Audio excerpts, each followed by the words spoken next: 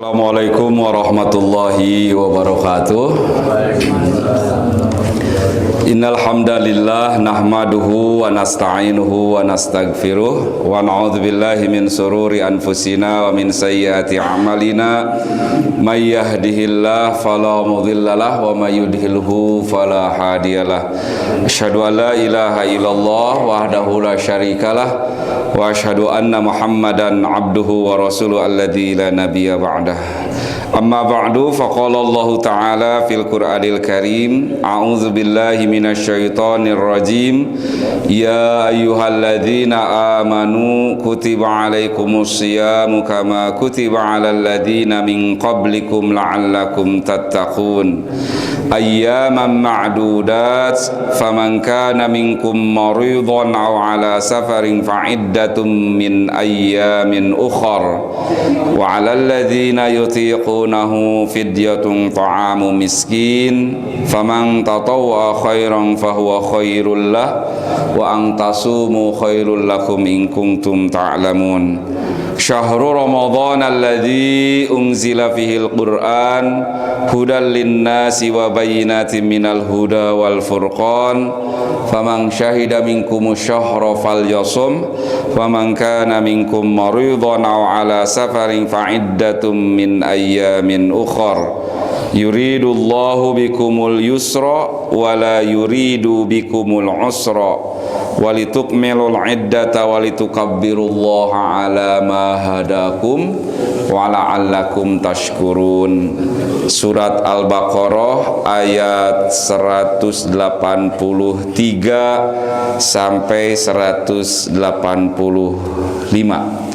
Bapak Ibu jamaah Masjid Mutiara yang saya hormati serta Allah muliakan, alhamdulillah pada kesempatan subuh ini kita semua masih diberikan kenikmatan berupa kesehatan, kenikmatan usia yang panjang, dan nikmat-nikmat lain yang begitu banyak Allah berikan.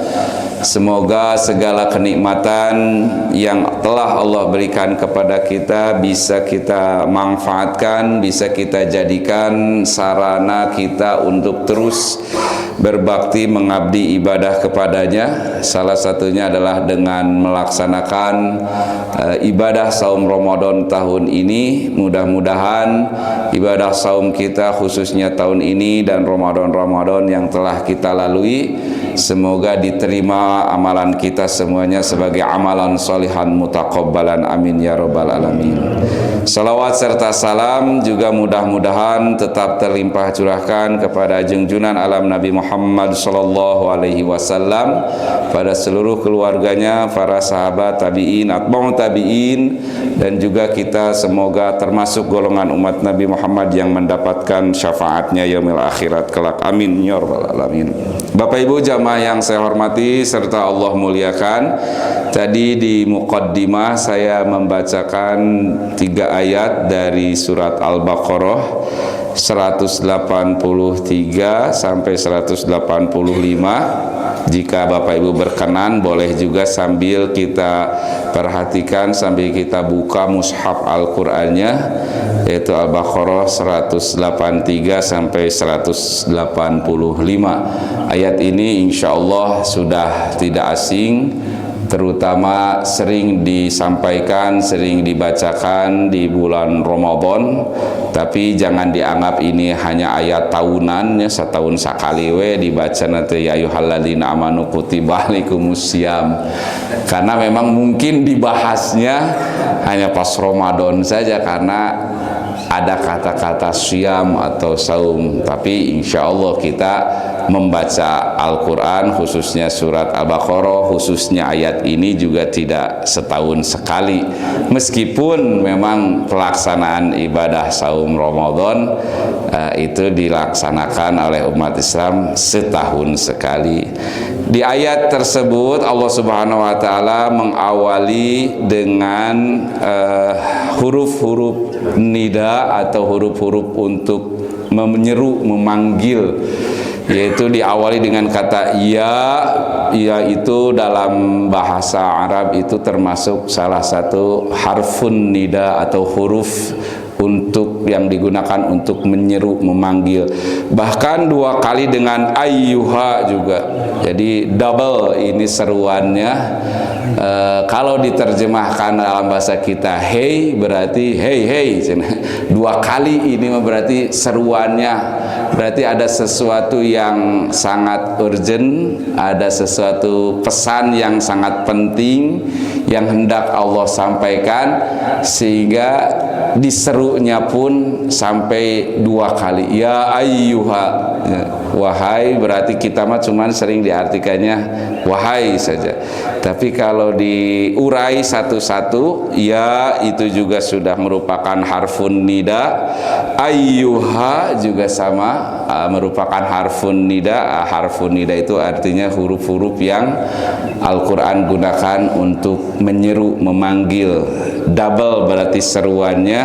Siapa yang diserunya? Alladzina amanu. Ini menurut para santri di pesantren disebutnya berarti munada, yang dipanggilnya. Jadi objek yang diseru oleh Allahnya di sini adalah orang-orang yang beriman. Menurut para ulama, kata amanu itu bisa memiliki 2 makna, bisa sebagai laqab dan juga bisa sebagai sifat. Laqab itu sebutan lah, nickname, sebutan, nama lain. Jadi amanu adalah pertama sebagai sebutan, sebagai laqab. Sebutan untuk siapa? Itu sebutan khusus yang dipakai, yang Allah pakai, yang Al-Quran pakai untuk kita umat Nabi Muhammad SAW. Kalau sebelum Nabi Muhammad SAW, Allah Subhanahu Wa Taala khususnya Al-Quran tidak menggunakan kata alladzina amanu ketika memanggil, menjuluki sebutan orang-orang umat terdahulu. Itu kadang di Al-Quran kita temukan ada kata as-sobiin, ya, orang-orang itu. Ataupun kadang Allah menyebutnya umat sebelum Nabi Muhammad langsung disebutkan julukan mereka itu ahlul kitab, misalkan kepada Yahudi dan Nasrani. Nah, ketika untuk umat Nabi Muhammad SAW ini laqabnya, julukannya, sebutannya alladzina amanu. Pertama itu kata para ulama, alladzina amanu itu memiliki makna sebagai laqab. Yang makna yang kedua, para ulama menyebutkan amanu di sini adalah sebagai sifat, ya, sifat yang dimiliki orang-orang muslim, atau bisa kita sebut juga sinonim daripada kata muslim juga katanya amanu, yang muslim, yang mukmin. Makanya kita kadang sering menyebutnya kaum muslimin atau kaum mukminin, ya. Ada orang-orang muslim, ada orang-orang mukmin. Ada yang menyebutkan katanya sinonimnya amanu itu mukminin itu ya muslimin. Meskipun nanti ada juga yang menjelaskan mana dulu, Islam dulu atau iman dulu, ya.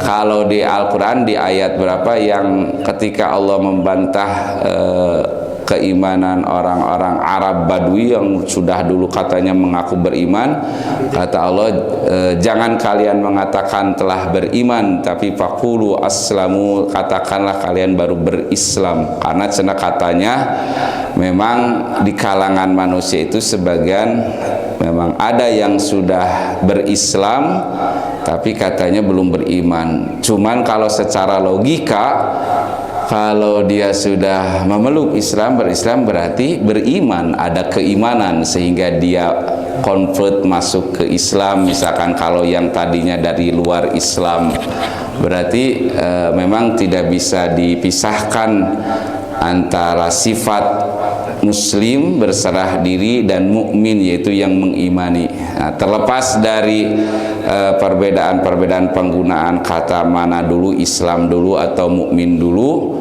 yang pasti kalau kita bulak-balik mah ada kayak nog heula atau hayam heula kan tidak akan ada ujungnya, ya.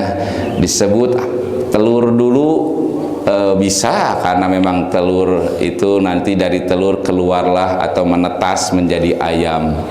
Tapi mau disebut ayam dulu ya memang bisa jadi karena telur itu sumbernya juga berasal dari ayam. Jadi kalau dibulak-balik memang tidak ada ujungnya, telur dulu atau ayam dulu.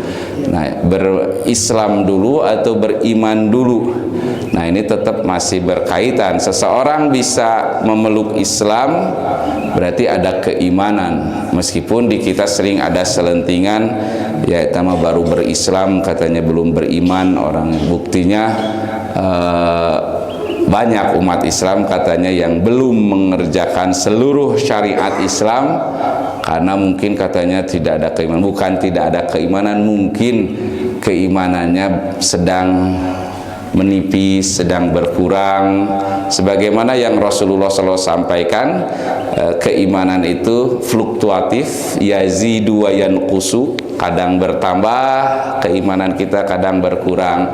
Jadi kalau ada umat Islam yang tidak bisa full mengerjakan semua syariat Islam karena kemalasannya misalkan, itu mungkin keimanannya lagi down, lagi sedang yankus ya.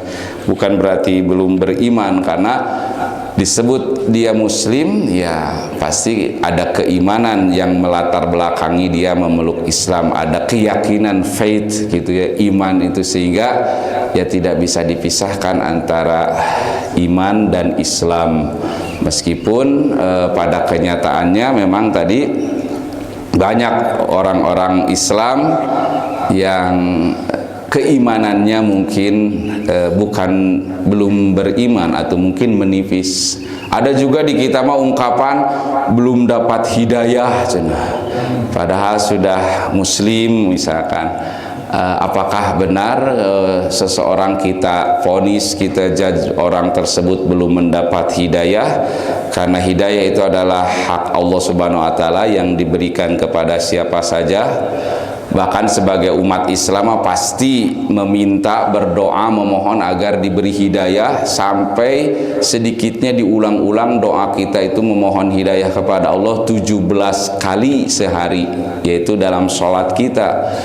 Sholat kan wajib membaca Al-Fatihah. Sholat fardu kita 17 rakaat sehari semalam, berarti otomatis 17 kali membaca Fatihah.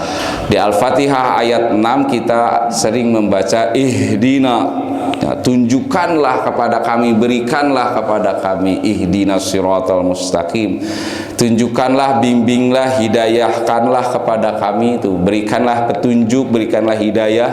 Ihdina itu kan hada yahdi hidayatan. Jadi kalau seseorang disebut belum dapat hidayah, wallahu alam buat ting sudah dapat hidayah, cuman mungkin karena tadi kemalasan, faktor ketidakengganan dia melaksanakan totalitas dalam keislaman. Makanya dalam surat Al-Baqarah juga di ayat lain Allah menyuruh kita berislam itu totalitas, udkhulu fissilmi kafah. Di ayat tersebut sama awalnya itu menggunakan ya ayyuhalladzina amanu, ya ayyuhalladzina amanu udkhulu fissilmi kafah, wahai orang-orang yang beriman. Tuh, sudah disebut orang-orang beriman, berarti kita ini sudah diberikan laqab dan sudah mensifati iman ini ketika kita disuruh masuk Islam secara kafah, secara totalitas. Ketika memang dalam pelaksanaannya orang Islam belum melaksanakan perintah-perintah Islam, belum secara totalitas, mungkin disebutnya fasik nanti, bukan kafir. Makanya karena kan lawan kata Islam, muslim berarti kafir. Seperti contohnya orang yang meninggalkan sholat di hadis al-farqu bainal muslim dan kafir, perbedaan orang Islam dan orang kafir adalah tarkus sholat. Bedanya antara orang Islam dan orang kafir adalah dia ketika meninggalkan sholat. Nah, kita jangan langsung buru-buru memvonis orang Islam yang tidak sholat kafir, si kafir. Nah, jadi jangan dulu kita takfiri, mengkafirkan orang Islam karena dia misalkan meninggalkan sholat. Karena di hadis Nabi tadi katanya perbedaan muslim dan kafir adalah dengan meninggalkan sholat. Menurut para ulama fikih ternyata orang Islam yang tidak sholat itu lihat dulu yang melatar belakangnya. Kalau dia tidak sholatnya karena enggan, hoream, tahu sholat itu wajib tapi malas gitu, hoream, belang betong, kadang sholat kadang enggak. Nah itu jangan dulu dihukumi sebagai orang kafir, kata para ulama. Itu paling disebutnya orang fasik. Fasik itu artinya durhaka. Jadi membangkang, membantah, mungkin bukan membangkang ya, durhaka saja terhadap perintah. Tahu ini teh wajib, tahu ini perintah, tapi enggan melaksanakannya, itu disebutnya fasik.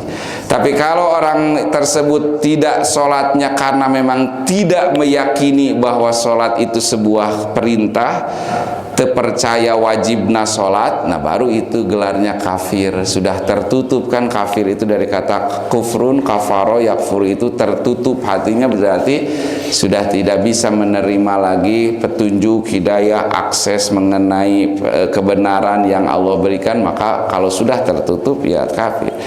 Jadi ketika ada orang Islam mungkin yang tidak sholat, tidak saum, entah maka disebut orang kafir mungkin ya, mungkin baru sebatas fasik kalau dia tidak sholat, tidak saumnya atas dasar hoream, enggan, tapi dia meyakini ini perintah Islam, ini wajib. Maka alladzina amanu di sini kata para ulama juga merupakan sifat ya, merupakan sifat yang dimiliki orang Islam, yaitu berupa keimanan. Keimanan ini tadi bisa mungkin sedang meninggi, sedang bertambah, sedang tebal, kadang bisa menipis. Ada juga para ulama yang menjelaskan ya ayyuhalladzina amanu, kata alladzina amanu di sini adalah sifat-sifat atau untuk ibadah-ibadah yang dikerjakannya secara batiniah, maka itu disifatinya dengan amanu. Maksudnya setiap perintah-perintah ajaran syariat Islam yang dikerjakannya secara batiniah, tidak terlihat secara langsung, abstrak, itu berarti katanya pekerjaan ibadah-ibadah tersebut adalah didasarinya dengan amanu, keimanan. Makanya ayat saum ini pun diawali dengan kata amanu, karena ibadah saum itu adalah ibadah pekerjaan amalan yang sifatnya abstrak, tidak terlihat. Kumaha sok terlihatna orang yang saum? Apakah saum itu terlihat dengan kita lemah wenya, ngagoler wae, sare wae, keur puasa meureunana ya, lilis wae, tidak jadi jaminan. Dan kita tidak ada yang tahu, tidak kelihatan saum mah. Bapak Ibu juga mengira saya hari ini subuh ini si Ustadz teh saum tuh mending ngoncrang keneh wae sorana teh, kan nggak tahu saya ini oleh Bapak Ibu apakah saya sedang saum atau tidak. Di antara ibu-ibu juga bapak-bapak, saya tidak tahu sedang saum atau tidak, karena saum itu memang ibadah yang abstrak. Beda dengan ibadah sholat, terlihat kan gerakannya, mulai takbiratul ihram, ruku, sujud, terlihat gerakan ibadah sholat. Zakat terlihat ibadahnya ketika kita menyerahkan harta kita kepada amil zakat kita, kepada DKM, kepada Basnas. Haji apalagi terlihat timimiti ini geus diabringkeun salemur nu nganterkeun ge terlihat mereka hajian, makan rame nu berangkat nama saurang yang nganterin mah satu bis dari kampung teh ka bandara itu terlihat ibadah haji, umroh, ibadah sholat. Sedangkan ibadah saum tidak terlihat. Makanya ketika sifat amanu inilah yang mendasari ibadah saum ini, ibadah yang sifatnya batiniah, abstrak, tidak terlihat. Bahkan salah satu keunikan ibadah saum itu selain ibadahnya abstrak, tidak terlihat, juga katanya ibadah saum ini menurut para ulama satu-satunya ibadah yang tidak rentan terkontaminasi ria. Dan susah atuh mau riaknya juga saum.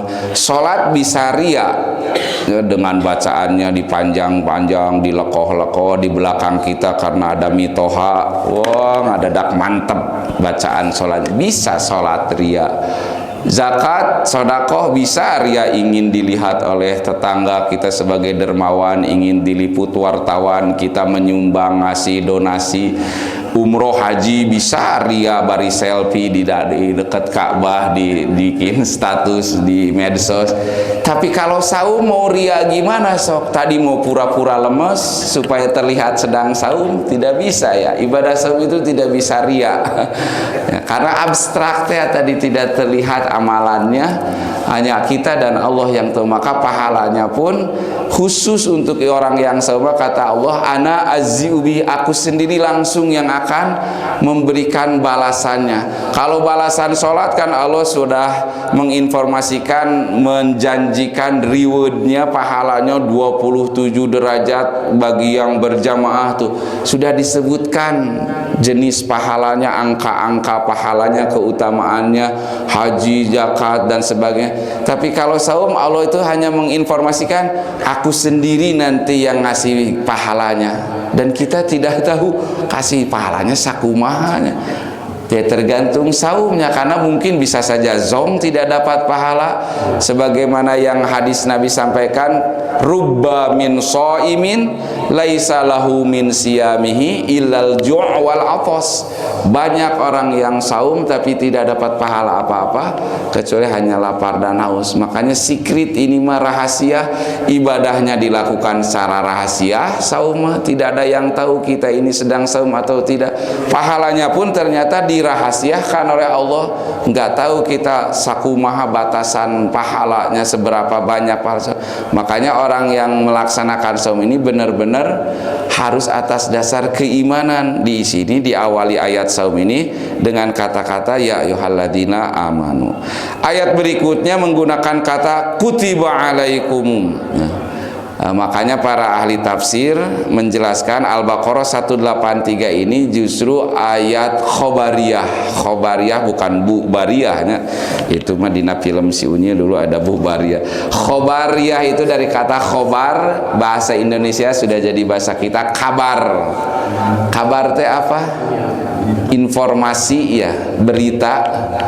Jadi ayat ini secara tidak langsung merupakan pesan, kabar, berita, informasi yang Allah sampaikan.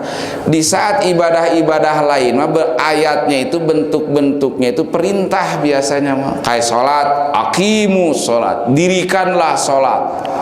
Zakat, wa atu zakat, tunaikanlah. Ayat-ayatnya tegas berupa perintah. Haji, umroh, wa atimul hajja wal umroh, sempurnakan haji dan umroh. Sedangkan saumah tidak, aqimus syam, dirikanlah saum, laksanakan saumnya. Ayatnya itu bukan berupa perintah, ini berupa khobariyah tadi, berupa informasi. Wahai orang-orang beriman, kutiba tuh, makanya pakai kutiba, bukan akimu, bukan atu. Kutiba itu bentuk katanya dalam bahasa Arab ini fi'il madi majhul atau kata kerja yang pasif majhul itu ya. Kutiba, telah di. Kalau yang aktif makan telah memukul, telah memakan. Kalau ini mah telah di majhul, fi'il madi majhul kata Ustadz Farhan waktu di pesantren. Majhul itu pasif, bentuk kata kerja pasif, dan lampau pasten dari kata dasar kataba, telah.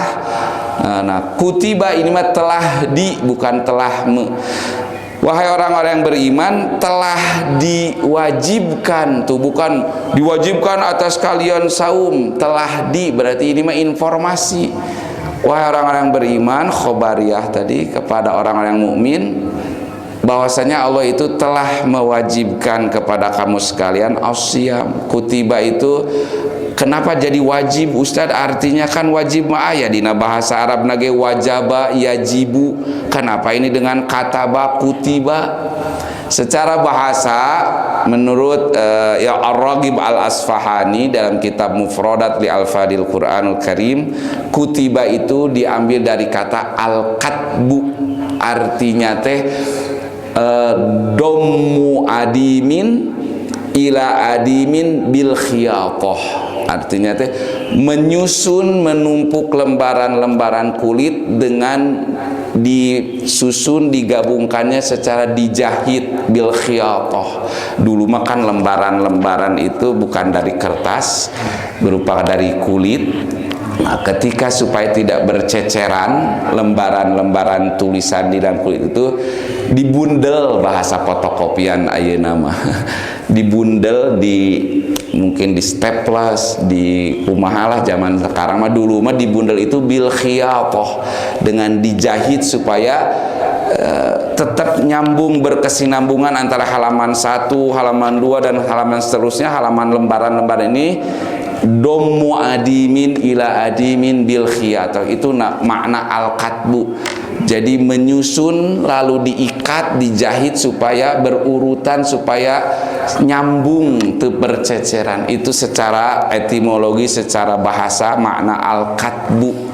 Makanya dalam bahasa Arab ada kata kataba tubuh kitabah, itu diartikan menulis, karena menulis juga merupakan kegiatan menyusun, menyambungkan huruf yang satu dengan huruf yang lain, disebut kitabah, kataba. Menyusun huruf-huruf wawu, alif, mim, nun berceceran kumaha macana susah, tapi ketika wawu, alif, mim ini disusun, disambungin nulisnya jadi wa ummun, misalkan ummun itu ibu, abun ayah, kemudian dan sebagainya. Maka katbun dari kata al-katbu ini artinya menyusun, menjahit lembaran-lembaran kulit yang digabungkan. Makanya kenapa di sini tidak wujiba, tidak diwajibkan katanya pakai al-katbu kutiba, karena ibadah saum teh memang untuk menyusun, menggabungkan atau bersinergi dengan ibadah-ibadah lain selain saum. Artinya begini, orang yang saumah masih bisa berkesinambungan, masih bisa sinkron, nyambung dengan ibadah lain. Sedang saum kita kan bisa sambil sholat, sambil zakat, sambil haji. Jadi bisa nyambung, tidak misah-misah. Kegiatan ibadah kita itu lagi saum itu tetap sah kan, orang yang haji dalam kondisi saum tetap sah, kita baca Qur'annya lagi saum, tidak membatalkan ibadah yang lainnya ketika kita sedang ibadah saum. Beda kalau ibadah sholat, ada kegiatan lain di luar kegiatan sholat jadi batal. Misalkan berbicara, lagi sholat orang ngomong dengan disengaja, batal sholatnya. Kalau lagi saum orang sambil ngobrol ngomong, itu batal kan, saumnya tetap sah. Tapi kalau sholat misalkan ada gerakan, ada perbuatan di luar rukun dan syarat sah sholat, bisa jadi batal. Bahkan ada sebagian madhab fikih yang mengatakan gerakan yang di luar gerakan sholat disengaja lebih dari 3 kali, katanya bisa membatalkan sholat. Tuh aikar saum merek lulumpatan kan itu kan, dia tetap sah we saumnya ya. Sholat mah tidak boleh sambil ngobrol, ada gerakan-gerakan yang disengaja katanya di luar sholat itu bisa membatalkan. Kalau saum mah tetap berarti masih kayak tadi, lembaran-lembaran kulit ditumpuk, disusun, dijahit, dikodifikasi, dibendel, nyambung, berurutan. Maka saum pun menggunakan kata kutiba itu untuk mengikat ibadah-ibadah yang lain pun masih tetap sah meskipun kita melaksanakannya dalam keadaan sedang saum. Di sini kata kutiba alaikumusiyam, bukan kata saum. Bahkan di Al-Quran memang ada kata saum nanti di surat Maryam ayat 26. Kalau Al-Baqarah 183 ini menggunakan kata siyam. Secara etimologi, secara bahasa, as-siyamu lughatan al-imsak. Siam secara bahasa artinya menahan, imsak itu. Makanya di kita ada istilah imsak, imsak. Tadi jam 4.25 biasanya ya sudah ada pengumuman imsak, menahan artinya. Maka ketika di masjid sudah ada pengumuman imsak, imsak, itu maksudnya anjuran kepada kita, sudah jangan lagi makan minum, katanya menahan, antisipasi, jaga-jaga, karena sebentar lagi mau azan. Meskipun masih sah sebetulnya secara fikih ketika sudah imsak, misalkan masih kita minum, cuman untuk kehati-hatian sudah tahan, jangan lagi makan minum ketika sudah imsak, karena arti kata imsak itu menahan. As-siyamu lughatan al-imsak, siam itu secara bahasa artinya menahan, secara istilah menahan apa? Menahan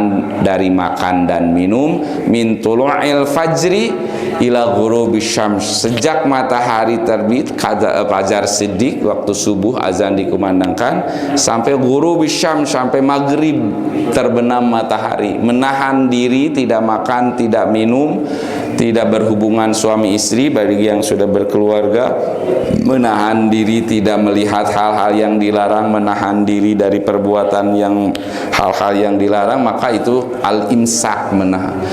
Saum pun tadi kata di sini mas siam, nanti di surat Maryam tadi yang 26 menggunakan katanya saum, menahan tidak berbicara. Kalau saum itu maksud di surat Maryam ayat 26 ketika Siti Maryam tidak berbicara, no comment, waktu ditanya oleh warga saat itu, ini anak siapa, bapaknya mana, kamu kok punya anak padahal belum menikah. Nah, Siti Maryam tiba-tiba menggendong bayi putranya Nabi Isa alaihi salam, dan orang-orang kaget, kan kamu selama ini belum menikah, tidak bersuami, orang tuamu orang-orang baik, ibumu bukan seorang pezina, anak iya bapakna budak saha. Maka Siti Maryam mengatakan, inni nazartu lirrahmani sauma falan ukallimal yauma insiya. Surat Maryam ayat 26. Aku bernazar kepada Allah yang Maha Rahman, sauma, untuk saum, tidak berbicara, falan ukallimal yauma insiya, aku tidak akan ngomong tuh.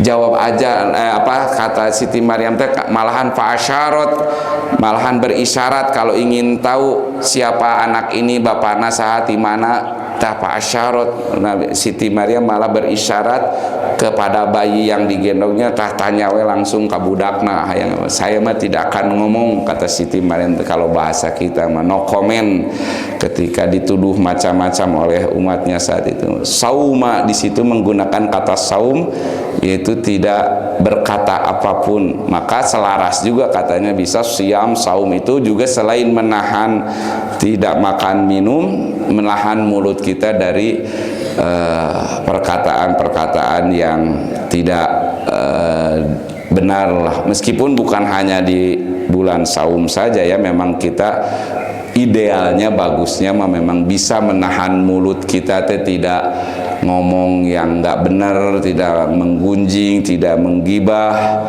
Tapi kan susahnya hayang we ngagosip teh.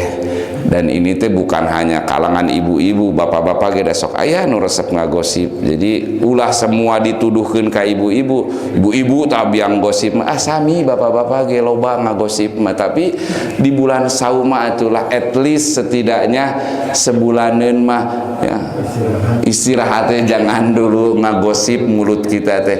Udah mah di 11 bulan lainnya mulut kita teh kadang tidak terkontrol, atau pas sasih saum mah sesuai dengan namanya saum itu tadi di surat Maryam ayat 2 nama memang tidak berkata-kata yang tidak layak, yang tidak. As-siyam di sini artinya tadi al-imsak. Maka ketika ayat ini merupakan khobariyah, berupa informasi, Allah Subhanahu wa taala hendak mengasih tahu, menginformasikan kepada orang yang beriman bahwa telah diwajibkan. Nah, ini informasinya teh kepada orang beriman itu saum teh kama kutiba alal ladina min qablikum, sebagaimana saum ini juga telah Allah wajibkan kepada orang-orang umat-umat sebelum kalian. Nah, disinilah berupa informasinya yen bahwa saum itu bukan hanya kepada kalian saja, kata Allah teh, umat-umat terdahulu pun sudah pernah melakukan saum. Jadi bisa juga katanya ini menurut para ulama tafsir, kata-kata alladzina min qablikum ini sebagai muqaranah, sebagai pembanding komparasi supaya kita itu biasanya kalau dibanding-bandingin mah agak terhibur dalam hal yang positif ya. Takutnya mungkin khawatirnya umat Islam teh merasa berat.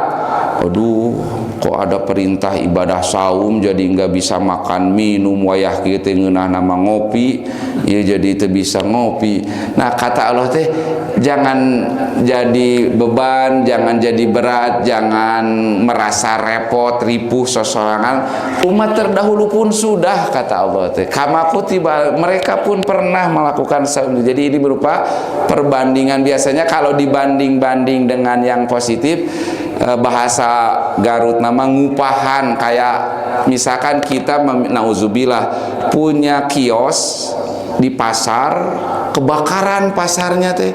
Kalau hanya kios punya kita saja yang terbakar, sedangkan kios yang lain utuh selamat, pasti kita teh akan sedih. Nah hanya betnu urang hungkul nu kaduruk teh itu henteu. Tapi kalau semua rata kebakar, meskipun kita banyak kerugian, sedikitnya kaupahannya ada lain urang hungkul, bukan punya kita saja, itu sama ya mau juga hangus terbakarnya. Kalau ada perbandingan mah biasanya kitanya jadi sedikit rasa ada tenang, asa kaupahan. Perintah saum teh meskipun berat, harus tadi menahan lapar, minum, menahan berbicara, menahan gosip dan sebagainya. Ini bukan kepada kita saja perintah ini teh. Umat yang terdahulu pun kata Allah teh sudah diwajibkan juga sama kayak tadi. Kamu jangan sedih terus pasar kamu kebakar, kios kamu, dan yang lain juga sama kebakar gitu. Enggak punya kamu aja yang hangus hancur. Jadi ada perbandingan begitu teh biasanya dalam keadaan-keadaan tertentu mah bisa ngupahan, bisa mengobati, bisa memotivasi. Oh iya ya, bukan kepada kita saja saum itu, orang-orang terdahulu pun pernah juga. Cuman memang teknis pelaksanaannya menurut sejarah saum umat-umat terdahulu teh umat nu irah Ustad, kata para ahli tafsir sejak zaman Nabi Nuh alaihissalam itu sudah ada syariat ibadah saum. Cuman teknisnya tidak sebulan full kayak kita. Itu katanya ada yang 3 hari dalam tiap bulannya, tapi wajib. Kalau di kita mah sudah jadi saum sunat ya, ayyamul bid 13, 14, 15 itu kan mau saum atau tidak ya terserah. Tapi umat terdahulu mah konon katanya zaman Nabi Nuh itu mah wajib. Umat Nabi Nuh mah tiap bulan 3 hari harus saum. Atau Nabi Daud, zaman Nabi Daud alaihissalam sehari saum, besok tidak. Itu teh wajib juga zaman dulu mah. Sehingga seumur hidup Nabi Daud itu ya saum hari ini, besoknya buka, saum lagi, besoknya buka, terus sampai meninggal.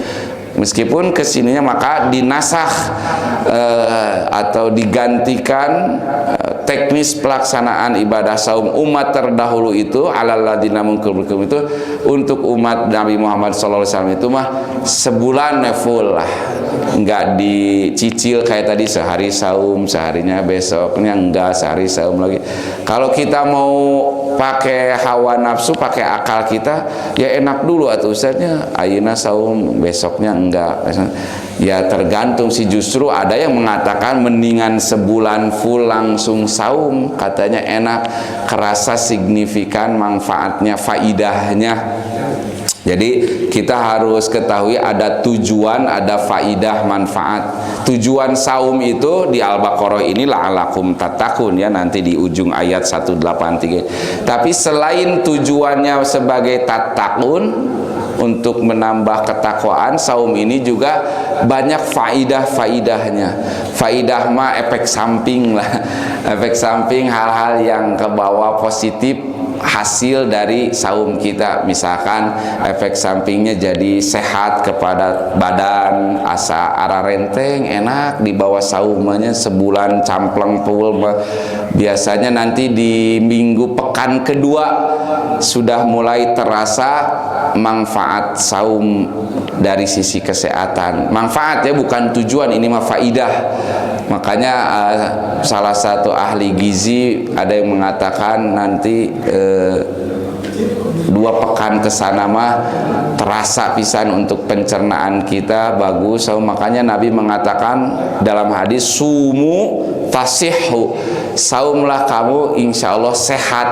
Nah, jadi justru kabar dari Nabi mah orang yang saum sehat, tapi kabar dari iklan mah orang yang saum bakal sakit mah. Tiap bulan Ramadan udah rame atau iklan obat sakit mah, 1 tablet setelah sahur dan setelah berbuka. Jadi ditakut-takuti kita mah kalau saum teh bakal sakit mah, maka sediakan ini, sediakan obat ini. Padahal kata Nabi mah justru dengan saum itu sehat, karena salah satu faidah, bukan tujuan saum, faidah saum itu salah satunya bisa menyehatkan ya kepada tubuh kita, pencernaan, terutama 11 bulan hayo we ngagiling barang tuang atau sebulan mah istirahat ya. Kan jam segini kalau bukan bulan saum mah bubur, kayak jam 10 kupat tahu, siang nasi, jam 2 seblak, asar mie ayam. Wah teliren tidak berhenti kita teh makan. Kan kalau saum mah pencernaan kita ada istirahat lah, makan itu paling nanti maghrib dan tadi waktu sahurnya. Dan yang kita makan pun insya Allah disiplinnya dengan saum. Kenapa jadi sehat? Yang kita konsumsi kan jadi hal-hal yang baik yang kita makan teh kan. Ketika sahur malah ya kan yang sahur menunya langsung seblak kan, pasti yang baik-baik yang bergizi, berarti menyehatkan karena tubuhnya. Buka saum nanti pun meskipun nafsu mah semua udah dikumpulin dari jam 5 tuh, sop buah ya dawet kolak, wah tapi dah yang masuk mah paling sedikitnya langsung sudah kenyang lah. Dengan 3 butir kurma, teh manis, kadang kalaupun gorengan 2 potong 3 potong sudah merasa kenyang. Yang tadinya dikumpul-kumpul sugan teh bau semua habis, ternyata tidak habis. Jadi disiplin tuh perut pun juga, makanya sehat kata Nabi. Maka ada yang mengatakan enakan juga mendingan sebulan full gini dilatih tubuh kita beradaptasi lagi dengan makanan-makanan yang kita konsumsi, yang mungkin di 11 bulan di lain Ramadan itu kita memang akui agak, nah kata orang Garut mah camak bruk itu jorok, semua kita konsumsi, semua kita telan, semua kita makan tanpa melihat kandungan gizi baik dan tidaknya. Maka di sini kata para ulama itu faidah, manfaat di antara faidah saum itu menyehatkan. Tapi kalau tujuan saumnya mah ini la'allakum tattaqun, supaya kamu sekalian takwa. Nah, cenah Ustaz, saum saja yang membuat orang jadi takwa, apakah dengan sholat tidak jadi takwa, dengan haji tidak jadi takwa? Sama, ibadah selain saum pun membentuk karakter manusia menjadi takwa, tapi dengan saum lebih bertakwa. Takwa itu kan artinya hati-hati. Secara bahasa mah takwa itu dari Abu Hurairah menganalogikan ketika ditanya, wahai Abu Hurairah, bagaimana ciri orang yang bertakwa itu? Abu Hurairah menganalogikan kayak orang sedang berjalan yang ada banyak ranjau di depannya, maka ketika dia tahu ada ranjau, ada jebakan, orang tersebut ketika berjalan pasti hati-hati, tidak sembrono, tidak gerasak gerusu, takutnya nginjek ranjau atau jebakan. Nah kayak gitu gambaran analogi takwa kata Abu Hurairah. Ketika saum dan memang benar kita menjadi hati-hati, tadi yang kita konsumsi menjadi hati-hati, jangankan yang haram, yang halal pun lagi saum makan kita tidak berani memakan kalau siang-siang. Jadi hati-hati, jadi disiplin, jadi merasa dilihat oleh Allah, padahal nggak ada orang di rumah tehnya. Pulang dari sini, nah si bapak berangkat kerja, anak-anak sekolah, si ibu teh iseng ka dapur, aya sesa sahurnya eta tongkol sapotong deui, tapi tidak berani padahal nggak ada orang.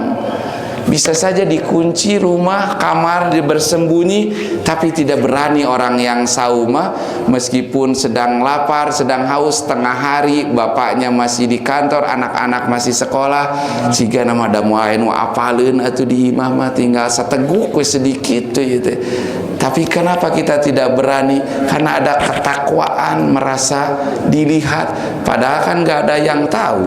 Nah, Inilah luar biasanya, makanya saum itu la'allakum tattaqun, menjadi pribadi-pribadi kita lebih hati-hati, lebih merasa terpantau diri oleh Allah Subhanahu wa taala, sehingga dengan saum inilah kita tujuan utamanya tattaqun tadi. Ayyamam ma'dudat, kata Allah, perintah saum ini, kewajiban saum ini hanya beberapa hari saja. Ayyaman ma'dudat, beberapa hari saja, enggak seumur hidup, kata Nabi, kata Allah. Karena kan zaman Nabi Daud mah seumur hidup terus saum itu, sehari saum, sehari buka, sehari. Kalau ini mah ayyamam ma'dudat, hanya beberapa hari. Kalau sebulannya yang full 30 hari berarti hanya 30 hari. Yang sebulannya 29 hari ya hanya 29 hari. Kenapa saya katakan tidak seumur hidup? Karena yang saum bulan ini, tahun ini, belum tentu tahun berikutnya kita saum lagi, ketemu saum lagi. Berarti kan tidak seumur hidup, hanya beberapa hari saja, kata Al-Quran. Ayyamam ma'dudat, hanya beberapa hitungan hari saja, sebulan 29 hari atau 3. Faman kana maridon, ini pun masih ada dispensasi. Siapa orang di antara kalian yang sakit, nah ini kata para ulama, maridon di sini sakitnya itu sakit nukumaha heula yang boleh tidak saum itu. Kalau sekedar sakit gigi, pusing-pusing mah jangan batal cenah. Sakit-sakitnya kalau yang membahayakan saum kita, ya, membahayakan diri kita, boleh kita berbuka, itu pun harus diganti. Fa'iddatum min ayamin ukhor, alias qada. Ala safarin, atau yang sedang bepergian safar, boleh tidak saum, tapi nanti fa'iddatum min ayamin ukhor, diganti beberapa hari yang dia batal di hari lain. Nah, ini pun para ulama membatasi atau menjelaskan tadi, kalau sakitnya yang gimana dulu, yang boleh berbuka saum di siang hari. Kalau yang safar, yang bepergian pun katanya yang bepergian seperti apa. Ada kan yang mengatakan para ulama itu safarnya itu kalau mendatangkan masyakoh, masyakoh itu kepayahan, agak melelahkan, payah, repot dalam pepergian kita, maka itu safarnya masyakoh ini boleh katanya berbuka. Atau tidak ada masyakoh, tidak ada kepayahan, traveling zaman sekarang, safar zaman sekarang rata-rata tidak payahnya. Di Jeddah 8 jam ge naik pesawat dah teu capek. Dulu mah kan Rasulullah safar Makkah Madinah bisa seminggu jalan kaki pakai onta. Ayeuna Makkah Madinah 2 jam pakai kereta cepat, payah di mana? Jadi cenah moal buka weh.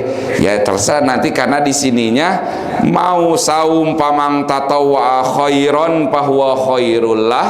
Siapa yang mampu untuk saum, untuk berbuka ya buka, atau wa angtasumu khairul lakum, mau tetap saum pun ketika kondisi safar kita yang tadi tidak ada kepayahan, ke Surabaya, ke Makassar, dari Bandung, dari Jakarta, paling 2 jam 3 jam kita tidak repot, tidak kepayahan. Saya mau tetap saum saja, hitung-hitung ngabuburit, nyampe sana kan tahu-tahu udah deket ke maghrib. Wa angtasumu khairul lakum, mau saum yaitu baik bagi kamu.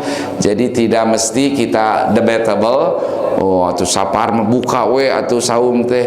Iya, memang ada kebolehan berbuka ketika safar, para ulama, tapi ada yang mengatakan kalau safarnya tadi yang mengandung masyakoh, ada kepayahan, tapi kalau sekiranya tidak direpotkan kita dengan perjalanan kita, tidak lelah, teu keringetan, pan dina kareta, dina pesawat enak pakai AC, teu kesangan, teu capek, ya tinggal duduk manis, hitung-hitung nunggu maghrib, ya nggak ada masyakoh. Angtasumu khairul lakum in kuntum ta'lamun. Sedikit lagi yang ayat ketiganya, terakhirnya syahrul Ramadan alladzi unzila fil Quran. Ayat ini pun sering kita dengar bahwa bulan Ramadan selain adanya keistimewaan saum, dengan adanya peristiwa nuzulul Quran, ya. Unzila di sini dikatakannya unzila sama pasif Kayak tadi kutiba, karena aktifnya mah anzala, fi'il madi ma'lumnya anzala, Allah telah menurunkan. Kayak tadi yang saya baca di surat Luqman, wa anzala minas samai, Allah telah menurunkan dari langit berupa air hujan. Di sini mah kata-katanya pakai fasih fi'il madi majul, unzila, Al-Quran itu telah diturunkan. Kalau telah berarti sebelum Ramadan sebetulnya Al-Quran itu telah diturunkan oleh Allah dari Lauhul Mahfud kepada malaikat Jibril alaihissalam. Barulah oleh malaikat Jibril alaihissalam disampaikan kepada Nabi Baginda Nabi Muhammad SAW pada bulan Ramadan di Gua Hiro, 5 ayat dulu dicicil, tidak sekaligus. Kalau dari Lauhul Mahfud ke Jibril alaihissalamnya mah sudah langsung digeblugen, cek orang Garut mah sekaligus 30 juz. Makanya pakai kata unzila itu informasi kepada Nabi Muhammad SAW, Al-Quran itu telah diturunkan di bulan Ramadan, ya syahrul Ramadan alladzi unzila fil Quran. Al-Quran, bulan Ramadan itu adalah bulan telah diturunkannya Al-Quran. Telah di berarti ya kalau telah sebetulnya sudah diturunkan Al-Quran itu melalui dari Allah melalui malaikat Jibril alaihissalam dari Lauhul Mahfudnya, baru nanti dari malaikat Jibril kepada Nabi Muhammad SAW. Dan setiap Ramadan Rasulullah SAW itu tadarus, kalau bahasa kita mah tadarus. Tadarus itu mempelajari saling. Ya, kalau dalam bahasa Arab ada dalam wazan istaf'ala yatafa'alu. Ya, fa'ala yatafa'alu, fa'alate telah mengerjakan, kalau yatafa'alu saling mengerjakan. Tadarus dari kata dasar darosa, belajar. Tadarus berarti saling belajar, saling mempelajari. Malaikat Jibril dan Nabi SAW selama Ramadan saling keduanya aktif mempelajari Al-Quran. Nyorog bahasa kita sekarang mata laki, setor hafalan Nabi tiap Ramadan, saling mengkaji, saling mengingatkan mungkin ayat yang terlewat dari malaikat Jibril kepada Nabi Muhammad. Nanti dua-duanya aktif saling tadarus. Makanya ibu-ibu di sini setiap subuh setiap hari bulan Ramadan ada kegiatan tadarus. Tadarusan itu berarti saling, bukan hanya sekedar membaca. Nanti membacanya itu saling mengkoreksi, saling membenarkan bacaan. Ulah pundung ya kalau dibenarkan oleh rekan kita, oleh ibu yang, Bu bukan gitu bacanya tapi panjangin 2 harkat. Si ibu mataan wae usah mau ngaji deh. Jangankan tadarusan judulnya. Tadarus teh saling mempelajari, berarti saling mengkoreksi kalau ada yang salah bacaan. Ulah pundung isukna jadi tadarus karena dibenarkan oleh rekannya. Justru harus bangga, harus bahagia. Oh iya, diingatkan, dibenarkan, diluruskan, karena kan judulnya ge tadarusan. Kalau hanya sekedar membaca tanpa mau saling membenarkan mah itu mah tilawatan. Membaca mah dari kata tala yatslu tilawah. Makanya ada MTQ, musabaqah tilawatil Quran, perlombaan bacaan Al-Quran, pak bagus-bagus ya nadanya, lagamnya, tilawah itu mah sekedar membaca mah. Tapi kalau tadarus mah bukan sekedar membaca, saling mempelajari Quran teh. Meskipun hanya yang dibacanya selembar, tapi saling membenarkan bacaannya, saling mengkaji, menjelaskan kadituna tafsirna. Dan nah, malaikat Jibril dan Rasulullah tiap Ramadan pun saling mempelajari Al-Quran. Makanya di sini syahrul Ramadan alladzi unzila fil Quran hudal linnasi wa bainatin minal huda, yang mana Al-Quran ini menjadi hidayah. Hidayah itu tadi juga sudah kita sebut-sebut, salah satu yang kita pinta dalam setiap harinya. Al-Quran salah satunya sebagai hudal linnas, petunjuk hidayah bagi semua manusia. Wa bainatin minal huda, juga menjadi penjelas bagi petunjuk. Wal furqan, dan Al-Quran ini sebagai Al-Furqan, pembeda yang hak dan yang batil. Faman syahida minkumus syahra falyasum, siapa di antara kalian yang syahida, hadir, berada, Meskipun syahidah itu arti asalnya adalah bersaksi syahadat, tapi di sini mah bisa kita artikan siapa orang yang sedang berada di bulan Ramadan, falyasum, maka saumlah. Kalau tidak sedang di luar Ramadan kan tidak saum. Syahidah kenapa disebut hadir, berada? Karena kata syahidah tadi bersaksi, biasanya orang yang bersaksi berarti hadir, ada saat itu. Ada juga yang mengatakan famang syahidah itu siapa orang yang menyaksikan, melihat. Syahidah itu kan menyaksikan asyahro, itu bulan, alias menyaksikan, melihat asyahrul hilal, yaitu bulan Ramadan, sudah tahu menyaksikan. Di sini kata para ulama bahasa nanti bisa juga menyaksikannya dengan langsung ru'yatul hilal, bisa juga dengan ilmu yang dengan hisab. Makanya ada dua metodologi dalam menyaksikan, mengawali saum itu. Bisa katanya disaksikannya dengan ilmu, dengan pengetahuan, dilihatnya alias metodologi hisab. Bisa juga dengan menyaksikan itu melihat, ru'yah. Ru'yah itu dari kata ro'a, yaro, melihat. Tapi melihat di sini pun dengan ilmu. Kalau nazoro melihatnya dengan mata biasa, karena dalam bahasa Arab untuk kata melihat ada 3 kata yang dipakai, ada nazoro, ada ro'a, ada basoro. Diartiinnya sama melihat tapi beda-beda. Nazoro melihatnya hanya melihat dengan mata biasa kita, makanya ini alat bantu lihat, kacamata, bahasa Arabnya nadharat, nazoroh. Nazoroh itu kacamata, alat bantu melihat, melihat dengan mata telanjang mana nazoroh. Tapi kalau ro'a melihatnya dengan ilmu. Ru'yah itu melihat hilal harus berdasarkan ilmu, jadi itu sembarangan. Oh udah terlihat hilal, mana hilal teh, bisi hilal nu samar-samar dan sebagainya, apakah tertutup awan, apakah sekian. Nah itulah pentingnya ilmu hisab. Jadi keduanya dipakai, metodologi hisab dan ru'yah itu. Pamang syahida minkumus syahra falyasum, maka hendaklah kalian saum. Wa man kana maridon, kesininya mah sama dengan ayat yang di atas. Yuridullahu bikumul yusra wala yuridu bikumul usra. Sesungguhnya Allah menghendaki dari kalian itu kemudahan, bukan kesusahan. Jadi jangan bikin ribet, kata Allah. Allah menurunkan syariat khususnya saum itu yuridukumul yusra, untuk dari kalian itu yang Allah kehendaki itu kemudahan, jangan kesusahan. Tong dibikin ribet, bikin simpel. Syariat itu untuk memudahkan kita, bukan membuat kita susah, riweuh, lieur, pabelit, debat jeung sabaraha. Syariat itu untuk yusra, memudahkan, bukan usra, bukan untuk menyusahkan. Walitukmilul iddata walitukabirullah, dan supaya kalian dengan bulan ini bisa menyempurnakan hitungan-hitungan bulan, walitukabirullah, dan supaya kamu sekalian mengagungkan Allah ala ma hadakum, sebagaimana yang telah Allah hidayahkan kepada kamu sekalian.